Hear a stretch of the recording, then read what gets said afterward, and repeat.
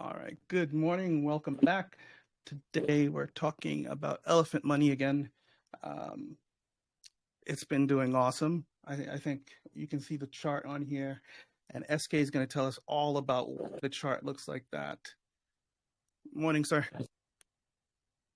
Good morning. Hello, Tiamat, and thank you for having me here. Thank you for coming, sir. Much appreciated. So maybe we should start with something simple. Let's do like a previously on, since the last time we talked. I think it was right around when last time I talked to BT, it was right around when Futures was launching. How's that going? And then we'll move from there. Yeah, it's going miraculously here. I'll pull up some stats real fast, but basically you're looking to where since this launched at the end of January, there's been $9.3 million that have been deposited into it. And then when you couple in the compounding and everything that goes with it, you've got a TVL of $12.5 million. But what we'll go over later and what's really cool is this isn't your typical ROI DApp. Even though we owe $12.5 million, the system has actually grown by about, let me see, I forget, like $22 million. Bertha value has grown. She's more than doubled this. So, yeah, we'll get into all those stats later. It's beautiful. Go on. Yep. So far, participant count is just shy of 1,800, but with all of this TVL that's come in, just understand that all of the BUSD coming in to the futures contract first lands in this BUSD treasury, and then there's a background percentage that siphons this BUSD out, purchases Elephant token in the background, and then stuffs it here into Bertha, the elephant treasury, which is the linchpin to everything. And on the day that futures came out, this number was at 101 trillion tokens. And now you see where it's at. It's 159 trillion tokens. And also the dollar value on the day futures came out was at 9 million US dollar. And now it's at damn near $38 million. So just, do the math in your head. How do you go from $9 million in Bertha to $38 million in Bertha off of a $9 million deposit? Okay. Bertha has 3x'd in value off of $9 million injected into futures. So anyone who wants to quickly just throw futures into that category of all the failed ROI dApps out there, you're wrong. Like, this is the evolution of it. Like, this isn't money in, Ponzi-nomic money out. This is money in, Bertha multiplies the shit out of it and then pays less tokens to give you that same money out. It's a big difference. Yeah, and that's due to the increasing price of elephant too. Like, it's going quite parabolic apparently. Right. And it's going parabolic because of Bertha. You think of any other token out there and you don't know who the whales are. If I were to tell you, Tiamat, to go buy Dogecoin or Pepe or, Bitcoin even, you don't know what position you hold because you have all these other people that got in before you for cheaper than you. And you are at their whim and mercy whenever they choose to sell the chart. They can crash the chart because they have bills to pay, mortgages, medical bills, whatever, Whereas an elephant, it's completely different. Okay. You know exactly who the whale is. And that whale's name is Bertha. And she's selfless. And she doesn't have medical bills or a mortgage, and she doesn't dump the token. So the bigger she gets, that's that whale you want on your side. You know what I'm saying? And so the bigger she gets, the more she lifts the price up. That's why elephant dips and doesn't dump. Oh, can I ask a quick question real quick while on that subject? A lot of projects have a governance feature where the community can vote, blah blah blah. Is there any way that the community can vote to see what happens to the treasury? No. Okay, thank God. Okay, thank God. No, because typically all those projects that do that, they're all low liquidity startups from inexperienced ass teams who don't have the brains enough to make a decision for themselves. So they say, oh, yeah, let's give it to the community to vote on this. And then next thing you know, they're always going to do the greedy route. That's not, Right, good for right. the longevity of the protocol. So, yeah, I'm not a fan. outvoting I'm that's not a just trash. I'm not a fan of it, sir. I'm not because I know what I would vote for, and I would vote to sell because I want money, and I know that's what other people would want to. So I'm not a big fan of DAOs. I think if you're a project leader, you have a vision, it's yours, and other people shouldn't dictate how you see it, how you envisioned it, how how the game theory that you did, blah blah blah. They could offer suggestions, but they shouldn't be able to dictate it. That's my Yeah. that's my perspective. Absolutely. Absolutely. And then, team, while we're looking at this screen in particular, I will show you one other thing. So I explained how the BUSD is coming in, lands at the BUSD treasury, buys elephant token in the background, stuffs it into Bertha. All right. Let me show you a photo that happened about 6 weeks ago. So, all right, here we go. So about 6 weeks ago, we had some major deposits coming into futures, right? Now, here, let me shrink this so we can kind of see a side by side, okay? But what you'll see here is that look at the difference in Bertha, right? Back then, she had 144 trillion valued at 24.5 million bucks versus today's 159 trillion at 38 million bucks. Now, remember, this BUSD bought elephant threw this in here at those prices. That was about 2.5 trillion tokens. And once people realize this part that I'm about to say, it's kind of a no-brainer of why futures works. But that 2.5 trillion tokens that this 518,000 bought went into Bertha. But by the time, let's say, TM, that was you. You're the one who put in $518,000. You locked it up in the futures, right? You damn well expect to get that ROI back. But here's the rub. You gave Bertha today 2.5 trillion tokens, but by the time you are owed back $518,000, newsflash, Bertha doesn't sell 2.5 trillion tokens to give you that dollar back. She's going to sell way less because she's going up in size and value. So she might only have to sell like 300 billion to give you the same 518,000 back. Like once people let that sink in, that's it right there. It's a wrap. Okay. Explain the buffer pool to me real quick and the daily liabilities. Yeah, absolutely. So basically, all the BUSD that comes into futures, 90% of it will land here, and then as I explained, it buys elephant for here. Now, 10% of it is just thrown here in the BUSD buffer pool. This is just for this is just like a quick way. If anyone wanted to claim out, a couple $1,000s or whatever, it would just come out of the buffer pool. It's just like it's insulation basically for Bertha. This buffer pool has no indicator of the health of futures of any kind. Okay, it's just an insulation pool. And if someone built up their daily claim amount from futures and it was, I don't know, let's say it's like 50,000 BUSD. If they pull all that out, if the amount being pulled is more than 1% of the buffer pool, then Bertha steps in and she'll sell and cover the rest of it, basically. So it's just an insulator. And all that's automated, huh? Yeah, it's all automated, and then with the daily liabilities, this is just dependent on all of the participants.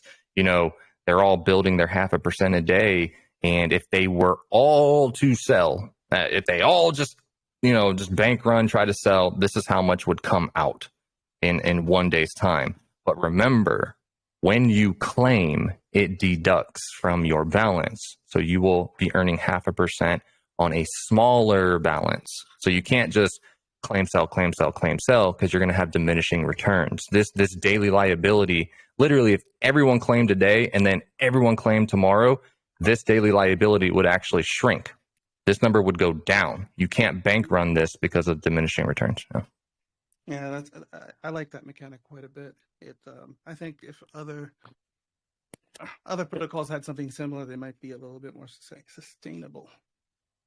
Beautiful. I mean, maybe, but at the end of the day, again, They just put their money into one pot, and then it's just that pot of money is just sitting there, not accruing nothing. So when people claim out that that liquidity shrinks, they don't have a Bertha. Bertha is the central linchpin to why futures will outlive and outperform all of those other ROI dApps. The dozens of ROI dApps that we've seen come and go these last 2 years. Yeah, it's a last man standing. Okay. Yep. So, futures is going well. Why don't you? Why do you think the chart is going so crazy? Like, what's your gut feeling? Apart from the party line, what do you think? It's going well just because Bertha is growing. And remember, what controls the price of Elephant Token is actually the fact that we are removing Elephant Token out of the LP pools. Okay, so on my screen right now, this is the Dune Analytics page. Shout out to Daedalus. Right now in the LPs, okay, you can see that there's 130 trillion tokens in the LPs. And so then Tiamat, when you buy Elephant and when I buy it and when Bertha buys it, when everyone's buying Elephant, we're pulling it out of the LPs and then we're exchanging it for the money we're putting in. And this causes the price to go up. And you'll see in the last 7 days, we have pulled out 5.5 trillion tokens out of the LPs. Okay. A large chunk of it actually went into Bertha, who's sitting at 159 trillion right here. He's gained 2.6 trillion tokens in that same time frame. These numbers correspond with this red and blue chart right here. Bertha is growing in red. So on this far right of the chart, she has grown 2.6 trillion in the last 7 days. And then the blue, which is the LPs going down, this has decreased 5.5 trillion tokens. Now, if you haven't seen this chart yet before, Tiamat, check this out. Over here was, this is pre-exploit.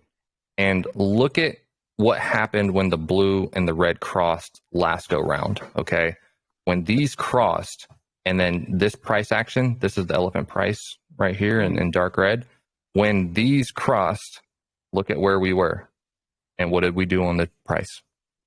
It went vertical up until the attack, which I don't know if you and BT covered that, but it was just basically a mint redeemed flash loan of $261 million that drained Bertha, right? So Bertha in red, look, disappeared. And then all those tokens that she was gobbling up, they got released back into the wild.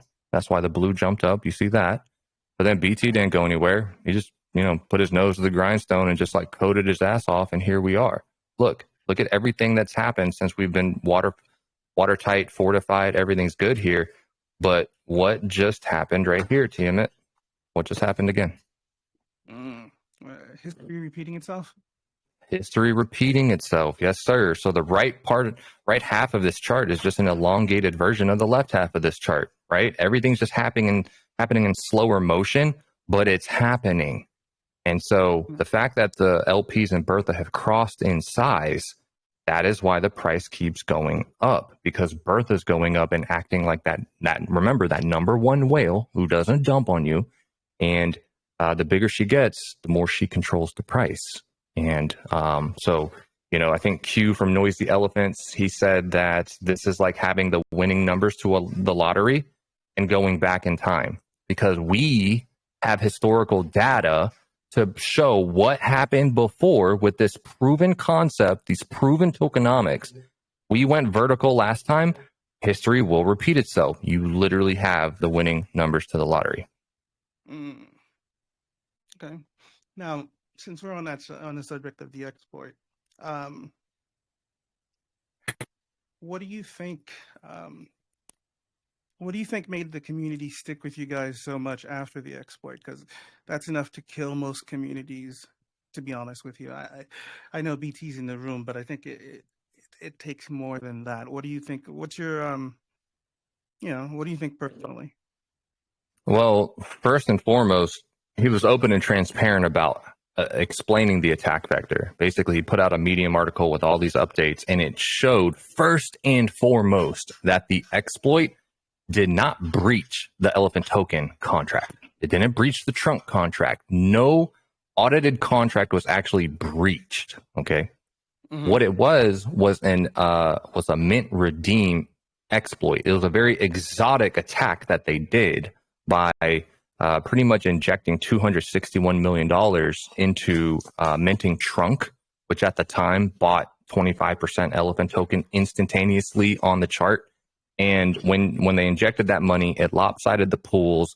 Then they redeemed a bunch of Trunk, and then they looped it thousands of times per second, and it just zapped Bertha because she shot up in price and had to go down in price and basically zapped her token. So now, since then, I think that's why. So part of it was, okay, the contracts weren't breached. Okay, cool. And Elephant has a bunch of liquidity. Okay, cool. Now let's see what's happening.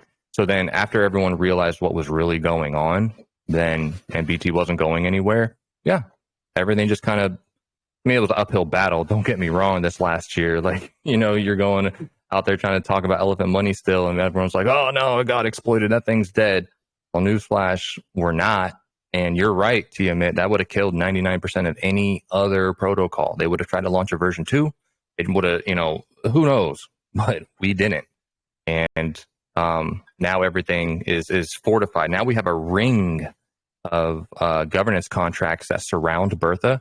You no longer have that instant in-out interaction with that treasury any longer. And that's why even when we talked about futures over here, this BUSD treasury, this captures the lion's share of all incoming money, stops here first and foremost. Then it goes into Bertha. On the day of the exploit, you could just go right in and out of Bertha. There was front and backdoor access, if that makes sense. It does. Okay. Thank you. That was I like that. Yeah. And I would actually argue that, Elephant Money as a protocol is battle tested now, and more importantly, even despite the attack, this is the more exciting part of a concept proven true.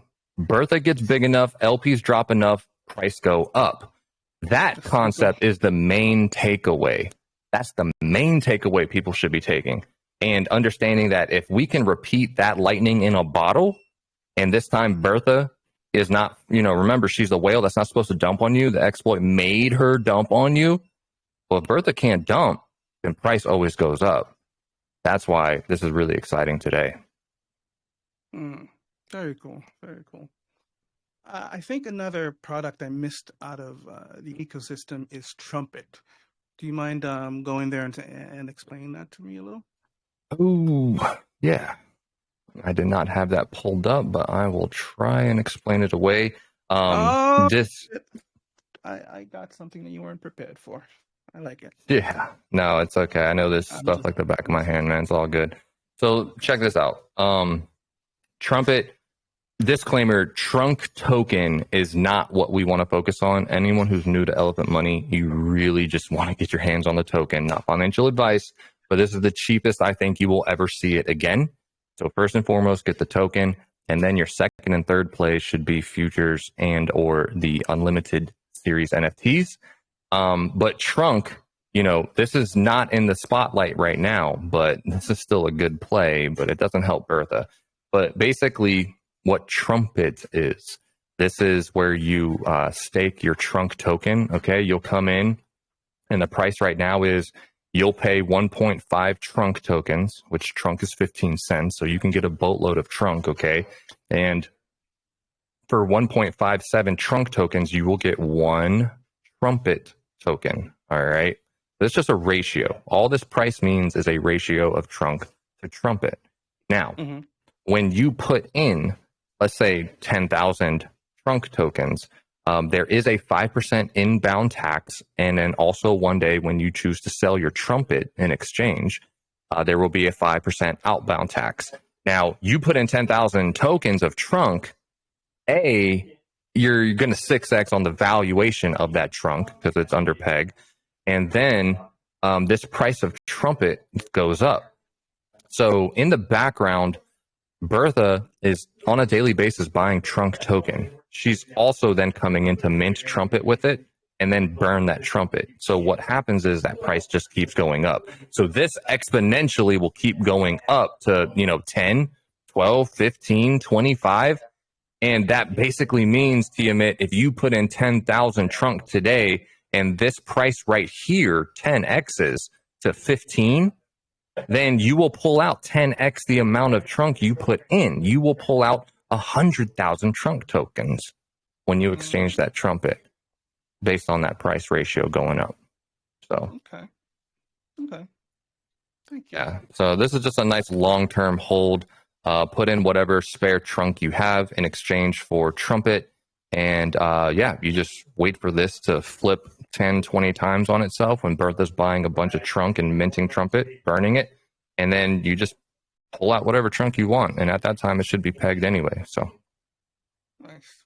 What do you, well, since you're on that subject, if you had to estimate, if you had to take a guess, when do you think that would be? Trunk's not going to peg until Bertha. Right now, remember how we talked about she's $37.8 million. She needs the 10x first. We want her to be $378 million. She needs to be 10x the size of the trunk supply, so then she can just easily pay that off, get trunk back to peg, and hold peg, basically. Okay. And so, right now, even remember what I said about futures. When futures launched, this was at $9 million. We're already at 38. Okay, we've already tripled. So, and as we go up this parabolic curve again, once we go vertical again here in probably 3 to 5 months, we're going to be going vertical, and the FOMO effect's really going to be kicking in on the chart. And you best believe that Bertha's value is going to shoot up, because that's all that's happened here. Shout out to Crypto Stu. He put together this Bertha chart. And essentially, look, futures launched right here. The yellow represents the token count in Bertha. You know how I said she was 101 trillion tokens way back here? And now she's grown to 159 trillion today. Well, she's grown at a nice little beat right here. But look at the value of Bertha exponentially going up. This is this is blockchain data, dude. Like this is everything happening already. And as time goes on, her value just skyrockets. So Bertha, if we need Bertha to be 10x the size to then start buying trunk on a daily basis and holding peg, you best believe that's going to happen, because that's what is already happening. We already know what needs to happen. So Elephant token must supply shock first, which multiplies Bertha's value, right? And then trunk comes along for the ride. You cannot reverse that order. And there's not a situation where Elephant pops off and trunk doesn't come along for the ride. They happen hand in hand. So beautiful. So let's move on to the NFTs, if you don't mind. I know you're pretty excited about them. Yeah, no, I mean, honestly, futures and NFTs is where it's at. So I don't know if we're coming back to futures, but there's probably, I don't know if people understand it. We can linger there for a little bit if you like. Yeah, probably just one quick example. Okay. I'm out here to teach how futures is actually making 0.5% a day sexy. All right. That's the slogan. That's my slogan for it. Now, you got all these other ROI dApps that are saying like, oh yeah, 1.5%, 2.5% daily. It's like, but then they're dead in 8 months. Come on, bro. Like, don't get fooled by that stuff. This is about sustainability. So the main two things that keep killing all those other contracts is, think about it. Two things: hyper compounding and serial claiming. Think about it. You can go in and hyper compound any of those things on a daily basis for a cheap 50-cent gas fee. And if you're doing it, so is everybody else. And by and large, everyone's just throwing in a deposit one time, and they're never adding new capital. Okay? They're never adding new capital. They're just compounding their face off, and then they're just serial claiming and dumping the price. That's why they've all failed price-wise. They're all down 99%. It's like, oh, it's okay if it's down 99%. I'm earning 1% a day. It's just like, no, you're not, bro. Like, just stop. Like, that chart looks trash. Let's be real. Now, when it comes to this, okay, you don't hyper compound in this, because you have to do a minimum deposit of 200 BUSD. You have to. So right now, you're looking at my bag of $33.3 thousand. If I throw in 200, this will go up to 33.5. Okay, my 200 gets captured, and then my available gets rolled in. So I didn't compound for a cheap 50-cent gas fee. I injected 200 BUSD that I put in, right? And then, DCA. and yeah, It's you like DCA. on steroids a little. Right. But this is the more important part. Tiamat, check this out. $200 going into Bertha, who is on the left half of this this column here. She's growing in size, right? She's at 175 trillion, 200, 250 one day. She keeps growing in token count. And you think about this, Tiamat, when that little bit of a $200 buyback comes in, okay? Oh man, what's happening there? That $200 compound that comes in, because that incremental, tiny little price appreciation that happens on each elephant token, just from that little bit of money coming in, well, that little price appreciation spread across 150 trillion tokens to Bertha feels like $820. This is just a for instance, right? But there's a multiplicative effect happening on Bertha because she's hodling all of that economic energy coming in. Any little bit of price appreciation that happens on elephant token multiplies within Bertha. Okay. So when you have fresh capital injections of people, coming into futures, that little $200 buy, the bigger she gets, it feels like 1,000. Then it feels like 1,400. Then it feels like 2,900. You see where I'm going with this? Each little bit is supply shocking. She is supply shocking the price. She's hodling that value, and she's selling a fraction of tokens to actually give you back that value that you're owed.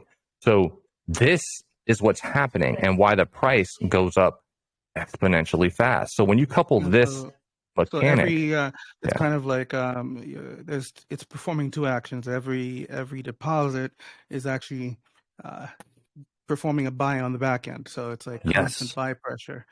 It's like constant buy pressure. And this is just futures. Yeah. The NFTs, when we get to that, that's also doing buybacks. This is also buying elephant token. There's no referrals or anything like that built into this, right? No, there are, but they're very modest referral rewards. I mean, you're talking... for example, when you compound, does that pay a referral somewhere? Okay, nope. Okay. Nope. Okay. I mean, when you compound, it doesn't do what you're thinking in the sense of like going up all this round robin, up 15 levels and then down 15 tree. Like none of that crap. Okay. That stuff is proven to just be trash. I'm just going to call it a spade, call a spade a spade. Now, there is a referral system. If you do have an upline, it is a 1% referral reward split 50-50 between you and your upline. So you're actually airdropping yourself half of that 1% reward. And it comes to you in the form of trunk. And, we can get into all that later. But yes, Futures has that.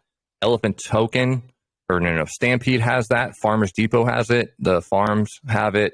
And then lastly, there are Elephant Token rewards associated with the same partner network. If someone came in under you, Tiamat, and bought $100 worth of Elephant Token, well, you will actually get 0.5% to you as Elephant Token. So you'll get 50 cents of Elephant Token. It's not bad. And then, but that's 50 cents. That's possibly increasing. It's of a volatile asset. Yeah. If someone puts in 1,000, you get $5 worth of Elephant Token, and then after Elephant Token 10x's, well, hey, that $5 is actually $50 after the 10x. So it just keeps going up. It's an appreciating asset. So that's why this buyback and this whole multiplier effect really comes into the play of why Bertha is just exponentially outpacing any debts and liabilities that come from the ecosystem. So futures, we killed the hyper compound, right? We killed it. And then we already talked about the claim. So, let's rewind. What if I wanted to take out my 907 BUSD right here? If I hit the claim button instead, think about it. It'll deduct from my value. So this will be minus 900, okay? And so I really want to think twice. Do I really want to claim this out and kind of stunt my growth for a little bit? I want to go buy a couple NFTs. I'll do it. I like how it's reversed as opposed to other ROI dApps. With other ROI dApps, when you claim, you're actually borrowing from the future. You're borrowing from your like eventual max limit, right? But this way, you Yeah. have to borrow from yourself, so it forces you to think a little twice, I would think. I Yeah. like that. That's Okay. that's the game theory behind it, right? And so, people might be watching this AMA right now and being like, "Oh, well, how do I make money out of future?" Oh my God. It's just like, okay, well, you build. You, you know, I mean, not everyone has bags like you, TM. You could probably compound this on a daily basis with 200. See that face? My wife is But listening. Don't. I'm just messing with you, man. But, chances are not a lot of people are going to compound this with $200 on a daily basis. Think about it. So you choose a schedule that works for you and you leverage the 0.5% a day interest you're earning. You leverage time on your side. So you put in 200 maybe once every 2 weeks, maybe once a month. Like you do a schedule that works for you. And just understand when you put that 200 in, you're rolling in your interest. Now, fast forward to, I don't know, a year from now, whenever I'll share with you my personal strategy right now. I am not claiming any of this, right? All these claims right here count as all the compounds that I've done on top of this bag. So I'm aiming to get this to 100K. Then I'm going to start a 3-to-1 compound schedule. This is just my personal thing. Y'all can go check out Crypto Stew's calculator. There are so many different options that you can do. This is just me, and this is just to help piece together the puzzle. So check this out. If I build this up, and I'm going to pull up a little calculator real quick. If I build this to 100K, and then I start doing a 1-week claim, 3-week compound, this is what it looks like, right? So at 100,000 BUSD, I'm earning 500 a day, right? And then times 7 days in a week is what? 3,500. So I'm going to pull out 3,500 my very first week, all right? And then because I claimed it, TMIT, remember, what happens to my 100K? It subtracts out, right? It goes down 3,500. So now I'm sitting at 96,500 BUSD that I'm now earning 0.5% a day on. So that's not 500 a day anymore. Now it's 482. But I pocketed my 3,500 and now I'm going to let it build for 3 weeks. So $482 a day times 3 weeks. Look at that. That's 10,000 BUSD that I'm not going to claim out. I mean, I could. And if I did, I'd drop myself down to 86,000, right? But I'm not going to do that. I'm going to throw in $200. I'm going to compound it back in. So now this plus my 96.5 is now 106,000. Whoa. What did I just do there? Hang on. So I started at 100. I dropped it down to 96.5. And then I put it back to 106,000. So I gained on my position, yet still established a monthly income starting at $3,500. So check this out. My next claim week, what is that? So that times 0.05. Now I'm earning 533 a day times 7 days. Wow. My next month, I'm pulling out not 3,500, I'm pulling out 3,700. So hold on. I just established a monthly income starting at 3,500. And then the next month is 3,700. The next month is 3,900, 4,200. It just keeps going up, right? And all in the meantime, Bertha's in the background just eating at the buffet. She's just supply shocking her own face off, going up in value, making sure that I can keep getting paid on a monthly basis. Does that make sense? Yes. Let that sink in, bro. You got any questions? Well, I'm still doing the math in my head. I'm still person, if you couldn't tell. But yeah, No. Yeah. the calculator don't lie. No, the numbers don't lie. And basically, yeah, man, I'm not going to start claiming out and doing my monthly income until I hit 100,000 BUSD right here. And then I'm just going to 3-to-1. Parties at your house then. I like it. Sure.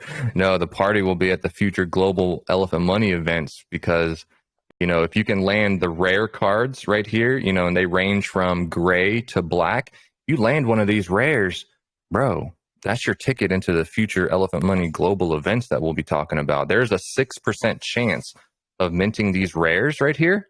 And if you get that, that is actually free access to those events. And then you can hang out with me, BT, Crypto Stu, Bailey. You can hang out with all the homeboys at these events. And this will be in Vegas. I don't know where it's gonna be, man. It might be worldwide for all we know, bro. It should be in Vegas. Yeah. I don't know. I mean, we got one of the admins, Crypto Love. He's from the Philippines. Maybe we'll do something in Asia too. Who knows? But yeah, these NFTs are awesome though as well. They're right now they're 1 BNB a pop. You have a 6% chance of getting the rares. But I mean, dude, you've got every hue of every color. Look at all the different blues. You got this cyan here, and then like a darker slate blue. If we can linger there for a bit, what do all the different colors denote? So there's going to be a rarity aspect per color. So let's say we're just talking about the blues, right? You've got different blues that are lighter in color, darker in color. Some are shinier than others. So you got luminosity. You've got all these ratings that are happening on these cards. And pretty soon with the UI, you'll be able to tell, okay, amongst the blues, I got one of the rarest ones. And that might affect your resale value on them too. So none of the colors mean anything other than the rarest ones, which is the gray to black. Okay. That's the rarest one right now. But each color has its own rarity relative to its own color, if that makes sense. Doesn't any of that affect your daily percentage when you stake them? No, at least not yet. BT has put out a voice note where this is not going to be the only iteration of staking.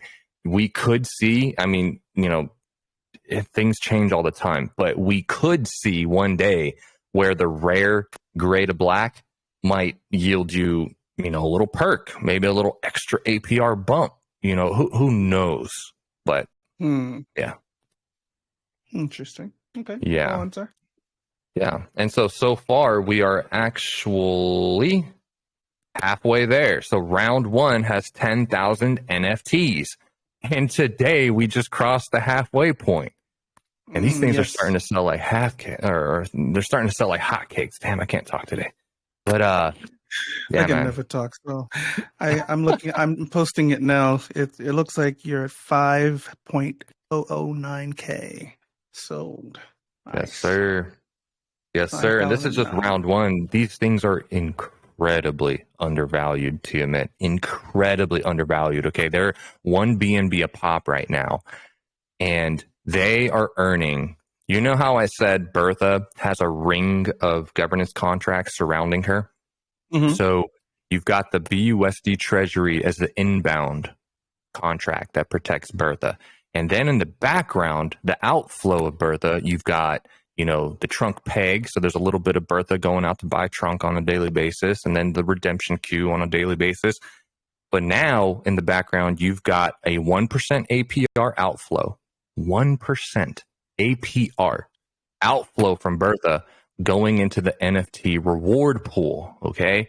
And you're earning, by staking your NFTs, Elephant token as a reward. So 1% APR of Bertha's 159 trillion tokens today doesn't seem like a lot of money, especially because the Elephant token hasn't gone vertical yet. But as Bertha crosses 250 trillion tokens one day, and then at that time, Elephant's probably already going to be at like 100x or something ridiculous. Now you're talking about you're earning Elephant Money token rewards as a reward from holding the NFT, staking it. You're earning an appreciating asset too. Like it's crazy. And then when round 2 hits, it's a new 10,000 NFTs, but the price doubles. So right now they're 1 BNB. Next round is 2 BNB. Round after that's 4 BNB, then 8, 16, 32, 64. It just keeps doubling. So, one analogy I think that BT or someone put out there, maybe AS YieldFi, it's like real estate. Like imagine that you had bought some real estate in New York City, I don't know, 5 decades ago, right? You own that lot. you hope that it goes up in value. Well, that's what these NFTs are kind of like. You bought an early plot of land, and it's going to go up in value because the price doubles. The price doubles over time. You know, who knows what round we're going to be on 5 years from today.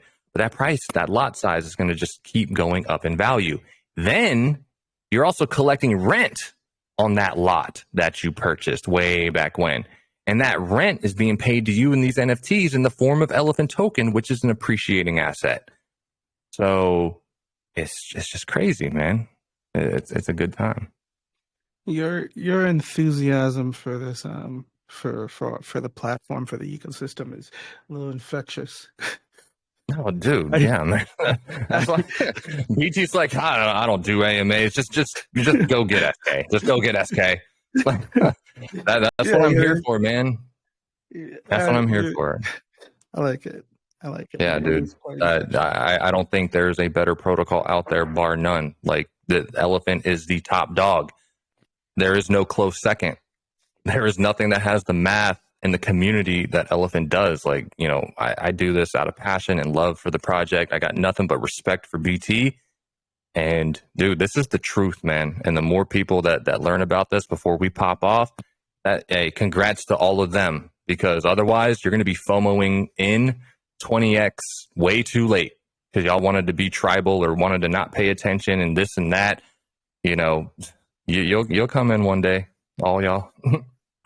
All right, since you brought that word up, and that's how my mind works, tribalism.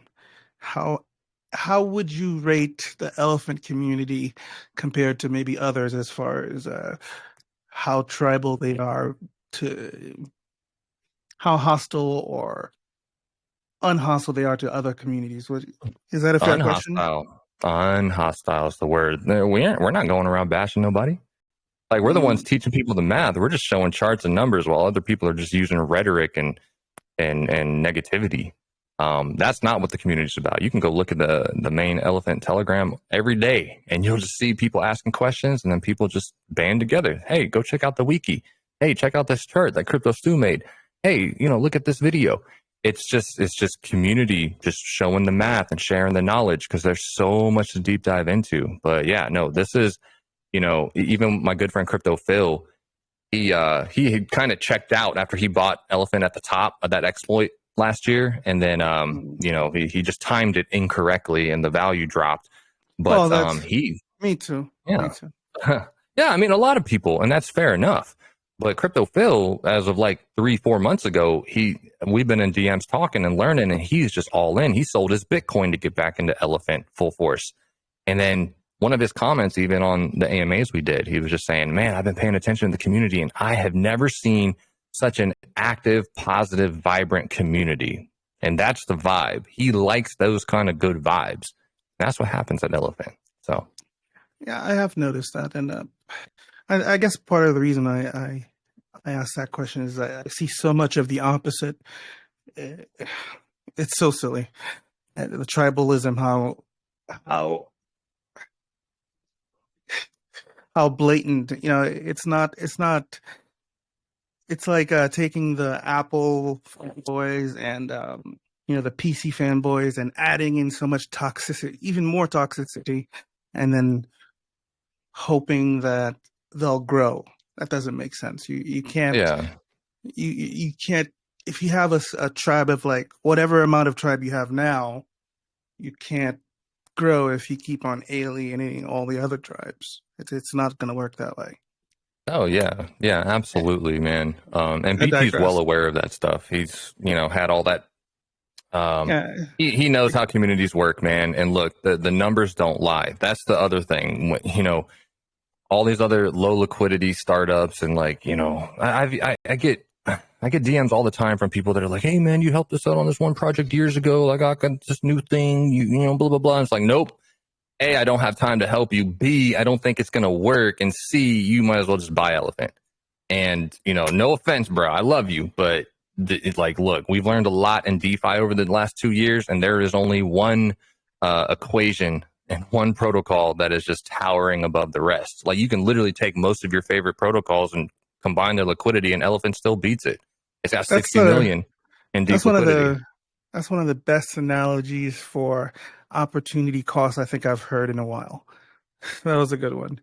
It's like you could be wasting your time doing all this other stuff trying to build something new, or you could just jump on this wagon. I like that. That's cool. Yeah, I mean, That's yeah, a it's good just the numbers analogy. don't lie, man. That's all it is. But at the end of the day, we want to teach with as much love as possible. I'm constantly, in DMs, just dropping voice notes while I'm at work, while I'm at lunch, while I'm, nighttime, and just teaching people, because once they get that little light bulb, aha moment, right? It's just a wrap. Like once you see it, you can't unsee it. And the numbers don't lie. That's what it is. Like, while everyone else uses rhetoric and speculation and hope and dreams and pie in the sky, nah, dude, I'm using historical data. I'm using math, and I'm using lock liquidity, and I'm using the narrative that we have at Elephant, which is a winning narrative to change minds. And yeah, it's a great success at that. So, what do you? There's a well, if I could go on a tangent real quick. There's this trend in crypto going right now where people are branching beyond just the token, the virtual world. They're actually going out and buying real world businesses and using revenue from that to, bring back into crypto. What are the chances that BT or the ecosystem is working on something to incorporate like a Web 2.5 instead of, fully 3.0? Nope, I don't think it needs it. I think that You don't Elephant think so? Money. No, it's literally a Okay. community bank. It's supposed to be a decentralized DeFi community bank. I think most of these other protocols that are trying to use the buzzwords of like, oh yeah, we've got external liquidity from, this hospital that we bought in Dubai, and we're gonna like blah blah blah blah blah, push it into our token. It's just like, Mhm. any small business out there has a chance of failure. Like, just because you bought whatever in the real world does not automatically make it a success, does not automatically mean it's going to pull in revenue. That's just another speculative asset from these low liquidity startups. It does not guarantee success. And how many protocols have you already witnessed say that and have not succeeded? Right? Yeah. It's all pie in the I, sky buzzword I, crap. mm, So that's no, a good answer. all we need is Bertha. Bertha is the one who has that multiplicative effect on the value of anything coming in, and as long as user adoption is going, which that green chart that we just let me pull it up again, but this chart, as long as this thing keeps going up, which it will, because Bertha's supply shocking it, this is a self advertising chart here. And while the rest of the market's bearish and crabbing sideways, and Elephant's just supply shocking its face off, going to the moon, it's going to attract those chart watchers and algorithmic websites all over again, just like it did back in the day with the exploit back here. I mean, I'll remind you that back here, this is when we had 6,000 holders, and we went from 6,000 holders to 18,000 holders in 30 days.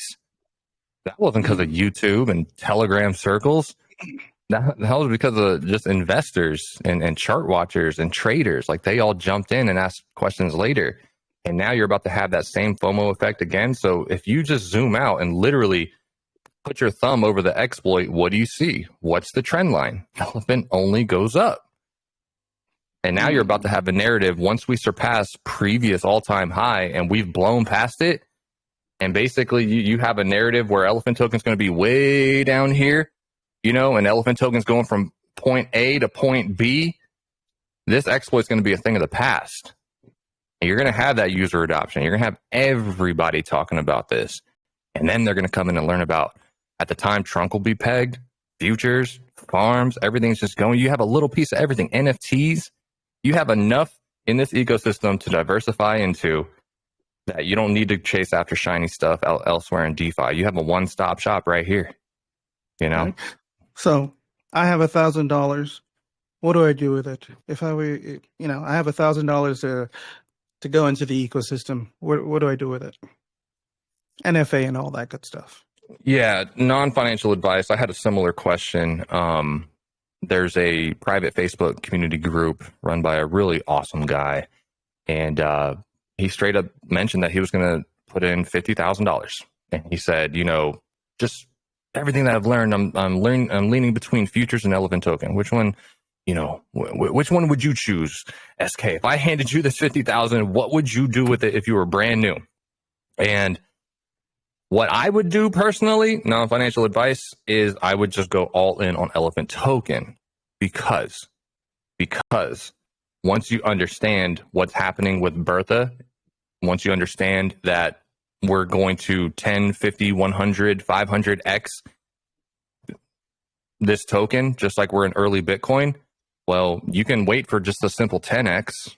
You can just wait for the simple 10x on that 50,000. And that 10x will be 500,000. You can then take out 100,000 of that, pocket your 50 back that you put in. Now it's house money. Then take the other 50,000 and throw it into futures. Because starting futures today is no different than starting it a year from today. It's still the same entry cost. There is no, changing price token that you have to worry about. Oh, am I too late? Oh man, nope. BUSD. Mm. That's it. I know there's no. I know it's nothing. I know that futures is nothing like a miner. But if we were to use that for analogy, if we were to use that real quick as an analogy, do you think there is any advantage to coming in early, late? As God, why can't I talk today? I think you got me contagion. But do you know what I'm trying to say? If you were to compare the two, right? The huge difference that there is in miners, versus a person who comes in first and the last person. Can you compare the two for me? Do you think that could ever happen with futures? Why not? Nope. And it's because of what we already discovered before. So when it comes to those Ponzi-nomic miners and ROI dApps, remember, those are inherently unethical. Because if you get into those early, right, you're going to win. More than likely, you are going to win. You are going to ROI probably 3-4 times. And the people that you got underneath you, they're going to ROI at least, right? And they all win, quote unquote, because they were first, right? But what we've learned with those Ponzi-nomic miners and ROI dApps is that win is unethical because you won off the backs of the other people that came in holding the bag after you. That's the problem. That is the problem. Like all the people that came in late, like, oh man, 3-4 months from now, is this safe? Can I get in now? And everyone's going to tell you, yeah, man. Yeah, it's great. Like, come on in. Like, look, it's been holding price for 4 months straight. Everything's good. And then boom, they get in. And then 2 months later, the price crashes and then they feel like crap. And they didn't win. Yeah. Miners are terrible. Miners and ROI dApps are terrible because of the Ponzi-nomics. They are unethical wins, right? They're just not even worth it, man. If you want to support the space, like there's no way DeFi is going to break out of its shell if like 90% of the crap out there is just Ponzi-nomic garbage that just ruins people's, life savings and everything. Like you need something that's actually sustainable, scalable, that's a win for minnows and whales, right? If someone came in with $10 million into, X ROI dApp, boom, $10 million hits that ROI dApp and the price goes up and everyone's happy for a while. But newsflash, that's just chum in the water for the piranhas.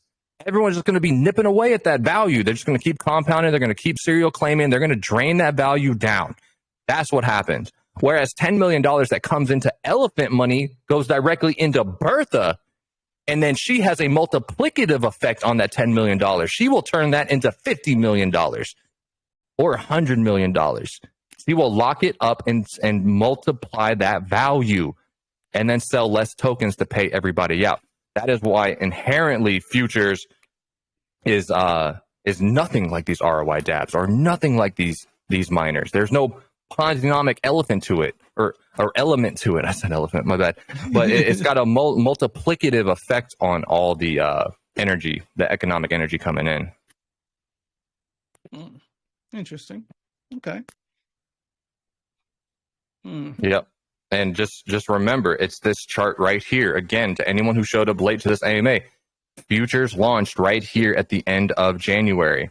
And the token count of Bertha is going up.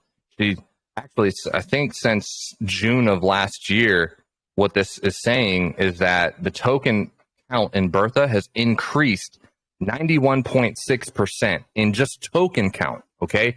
Token count alone. But because as she gets bigger and the LPs are dropping and she's putting a chokehold on the LPs to squeeze up the price, the value of Bertha didn't go up a measly 91.6%. The value of Bertha went up 462% in the same time frame, okay? That is the multiplicative effect taking hold. And right now you really see it starting to rumble. That's exactly why, do I have this image right here? You've got this happening right now. This is just the last 12 months. Look at what Elephant's doing when it was, still kind of recovering here. We're tracking the rest of the market versus Bitcoin and Apple and the stock market, S&P 500, gold, Google, crude oil. We've been tracking along with them up until we didn't. What's happening now? Elephant's starting to break away from the world. Think about that. We're only just getting started. And the bigger Bertha gets, she's going to just really climb up that parabola. It's about to get crazy. Shout out to Bailey EMH. Y'all need to look at his breakdown of the math and why this holds true. This is crazy. Can you post a link when you get a chance? Yeah, I see EMH is in here too. Brother, if you could drop your channel in there. Yes, please. And thank you. But beautiful. Yeah, man, this is crazy. Like even what's the other thing I have pulled up? Crypto Stu put this together as well. So right now, just understand, Tiamat, there's 1,000 trillion tokens, okay? And half of which are always held in this graveyard. So that's why this is 50%, and then it builds up to 51%, rebalances. We can talk about that later. But more importantly, the remaining 500 trillion that are out there are in the hands of the participants, the BUSD and BNB pools, and then Bertha in yellow. Now check this out. This is from May of last year. I'm going to play this, and in real time, month after month, you can see how this distribution is spreading, okay? But more importantly, look at Bertha. Bertha is climbing, okay? I'm going to run that back. Look at Bertha climbing and the LPs shrinking. This is the trajectory we're on. And we just flipped where Bertha is now bigger than the LPs. When we talked about it right here, this red and the blue, Bertha in red flipped the LPs in blue. That flippening just occurred, meaning Bertha's yellow slice is now bigger than these two gray slices combined. The next flippening that we can look forward to is when Bertha grows larger than the participant slice of the pie. That's coming. I saw that term and I was wondering what that meant. Thank you. Yep. That's the flippening. The more Bertha grows, the more liquidity is in the hands of the protocol. The protocol controls the price. And Bertha doesn't dump the price. She sells to pay off liabilities, but she sells less and less tokens the bigger and bigger she gets. So that's some really exciting stuff here. And then also, lastly, if we go to Coin Codex, is it not typing for me? Are you serious? Okay, there we go. Elephant money. All right, my computer clearly hates me today. But anyway, just fun fact, in the year of 2022, okay, Elephant token was the best performing digital asset across all of crypto. Nice. All of crypto. And right now, I think it's sitting at 95% outperforming all top 100 digital assets. So we're probably going to end the year, having beat that or reclaim that top spot again. So I don't know what's going on with this site. But anyway, where you want to go next, brother? I want to have a side tangent real quick. I'm all for those. Let's put elephant aside. Let's put all that aside. Give me some advice. You're brand new. You want to learn about crypto. You want to be safe. You want to, make the right choices. What would you tell yourself, or what would you tell a family how to get into DeFi, how to stay safe, how to profit? Yeah. Explain DeFi to me. How would you DeFi, sir? How would I DeFi? Lately, with the people in real life that I've been onboarding, I've actually been having them buy hardware wallets, just because when Mm, I got started, I did not have a hardware wallet. that's the number one. And That's like getting into a car and not putting your seatbelt on. yeah, it's Yeah. kind of like that. I mean, none of my hot wallets have ever been compromised because I keep my devices clean like that. But it's just, you just never know. And, depending on who you're talking to. So I guess if I'm speaking to someone who's like in their 80s, I don't know if I'll recommend a hardware wallet because like just, some people are just technologically inept. So Mm. there's harder ways to learn that. Let But me let me narrow it down for you then. Let's imagine gear it towards me, somebody who has limited tech experience, knows way around the internet, knows way around computers. Gear it towards that. Where would you start? yeah, I would just start you with a hardware wallet, and then you've got to then find the exchange that's going to work for you, dependent on your country. So in the United States, I use Coinbase and Crypto.com typically. So we get them established there, make sure their Mm-hmm. bank's working okay, get that BNB bridged over into the Binance Smart Chain on their SafePal wallet or Ledger or whatever they got, and Mm-hmm. and then really just stick with the tried and true. Like, don't go branching off in Telegram and accepting DMs and stuff. Obviously, never accept DMs. Make sure you always click the social media links on the actual Elephant Money page. And if you Mm-hmm. ask a question and you get DMs from quote unquote bank teller and Jed and Thor, they're all fake. No admin's ever going to DM you. And then also really just don't go branching out. I really think that Elephant Money is the one-stop shop to teach new people. Like I don't even share other projects anymore just because they're just all speculative. How about as far as like learning the blockchain technologies and such like that? Where would you tell them to go learn? Any favorite like educators that you'd point out to? No, I mean, I don't have videos for it myself, but I teach them. If they have Mm. questions, I teach them the blockchain. I'll explain whatever they need to know, how it's public, I, transparent. I guess Yeah. I guess the right way now. This is where you tell them where to find you. Yeah, I mean, yeah. I'll set up an LLC and then I'll be a consultant one day and just be like, yeah, I'll teach you everything about blockchain for $20 an hour. I mean, I don't know, but there's tons of good information out there on YouTube, man. I mean, just type in what is the blockchain. I don't think it has to be one particular person. I just think they need to be hungry enough for the knowledge to decipher what's good and what's bad out there with their YouTube searches and what they Google on Medium and stuff like that. So they just, yeah, they can find all that inherent little stuff. But like, I'm about teaching them the financial engine of Elephant Money and making sure they understand the concept of a known whale who doesn't dump on you versus any other token that you get dumped on. Once you kind of reel them in with that, then they'll understand. Okay, blockchain, and oh yeah, it's like it's a big middle finger to the big banks and regulation. Oh, okay, yeah, I like crypto. Cool. Yeah, I just teach them that. I like it. Good answer. Okay. I think I've run the course of my answers, or at least. Hmm. Yeah, What if what? Uh, why don't you do the trailer thing, the thing at the end? Wrap this up for us. Tell us. You know, uh, I Give mean, us the elevator pitch for Elephant real quick. yeah, sure. And then if you want any community questions, that's fine too. But Yes, it please. literally, this is just. And while you're doing the pitch, I'm going to start unmuting people so they can.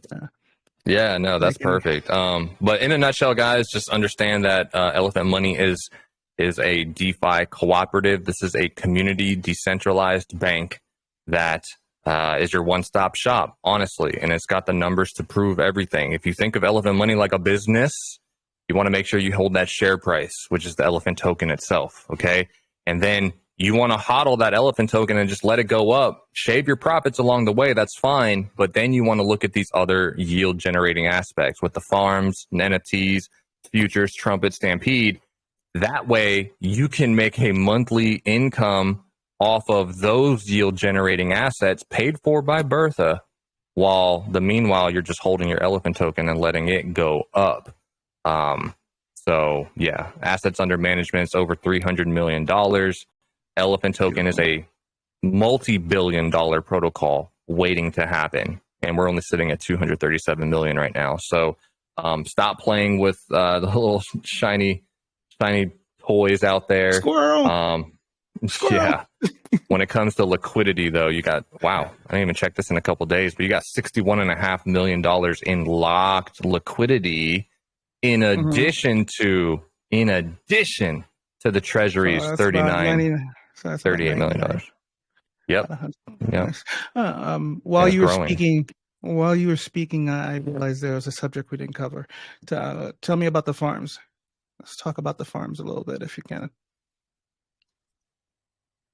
Yeah, let me see. So basically, the farms, they take a while to load, but this is just an easy place for you guys to store your blue chips, okay? And you can pair them with your Trunk token. Right now, they have an 18.5% peg adjusted APR. So most of these, if Trunk goes, or when Trunk goes back to peg, this will go all the way up to 125% APR. But this is where you can store your stables or your Bitcoin, Ethereum, Cake, basically anything in the top 20. This is where you can house it with no impermanent loss, no deposit or withdrawal fees, and pair it with your Trunk token. And getting into these now, while Trunk is heavily undervalued, you can stuff more Trunk in and actually build a really solid position by the time Trunk pegs. And all that stuffed in early user advantage that you get putting into these Trunk farms basically just means you're going to be earning 125% off of a much larger bag because you got in early. So this is just a good place, for the blue chip holders. Is anything being done with the funds deposited in the background? Any rehypothecation? That word again. Oh yeah, no, not at all. So there's no impermanent loss. So Tiamat, if you were to throw in one Bitcoin valued at, I don't know what, $30,000 today, you would have to pair it with the equivalent dollar value of Trunk, which $30,000 of Trunk is probably a lot, 180,000 Trunk tokens or something crazy, and then, you would just throw it in here. Now, it's a personalized vault to you. There's no administrative access. Like, BT has no access to your one Bitcoin.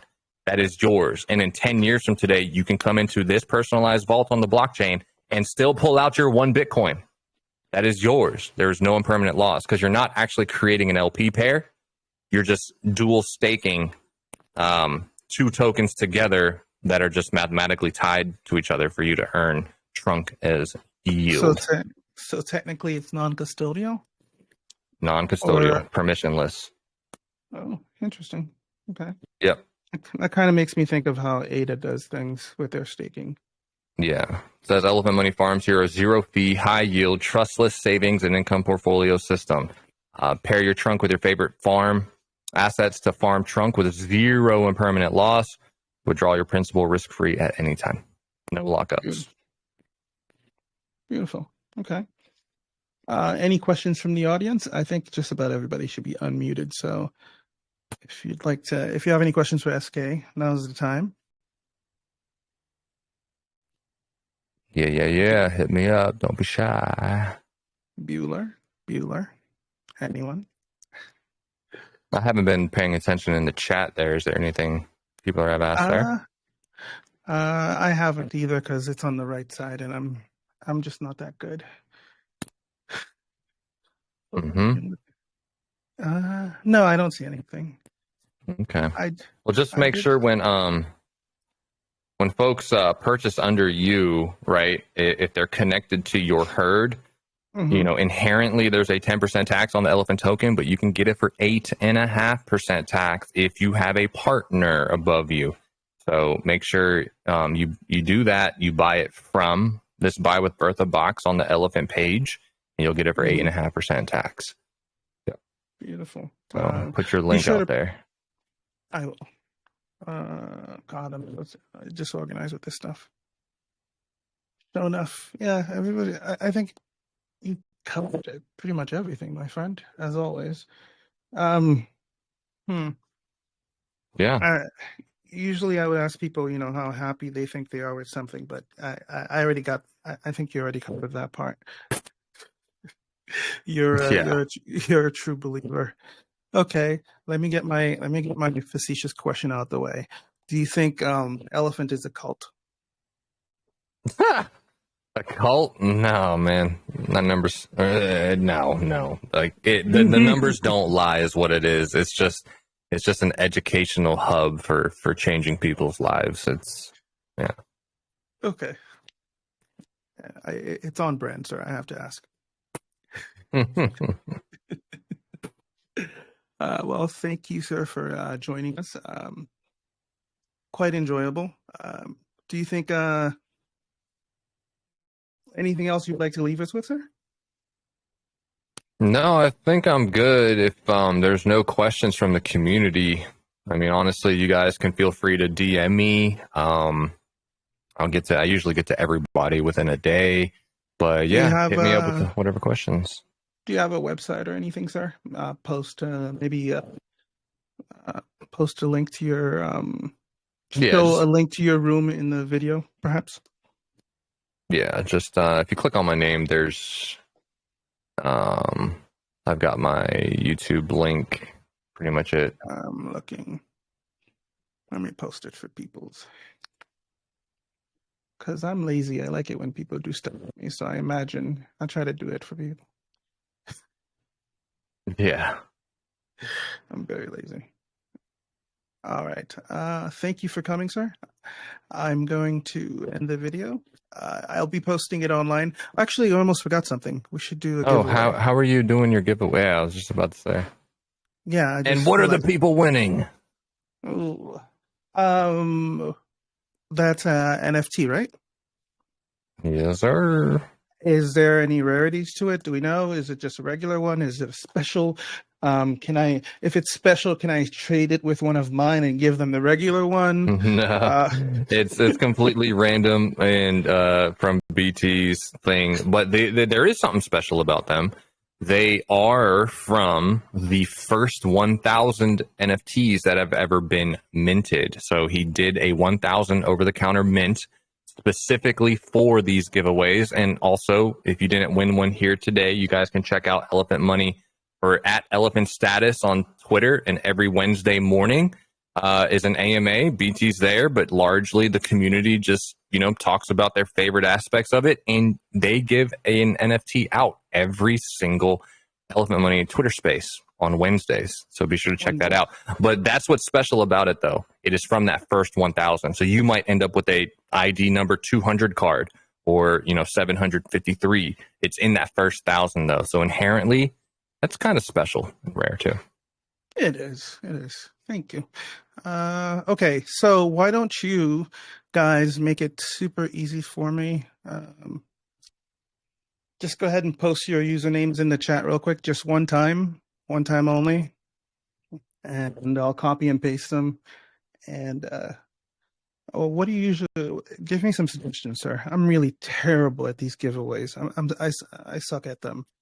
They do like the stupid duck race thing. I'll put everybody's name in that. Do you have You can do that. I don't have anything. okay. I mean, usually if there's like good questions or something, you can just choose from one of those. But Right, but nobody's wanting to do. Nobody had any good yeah, questions since you covered everything. I guess I covered everything. Yeah. Ah, bane of being efficient, sir. Bane of efficiency. Okay, I'll end the video, but stick around. Let's do the giveaway, and then we'll post it on Twitter. I don't want the video being Perfect. too long for no reason, Absolutely, team. It. Thank you for the time, brother. Oh, thank you, man. This was amazing, and I'll see you guys in the next one.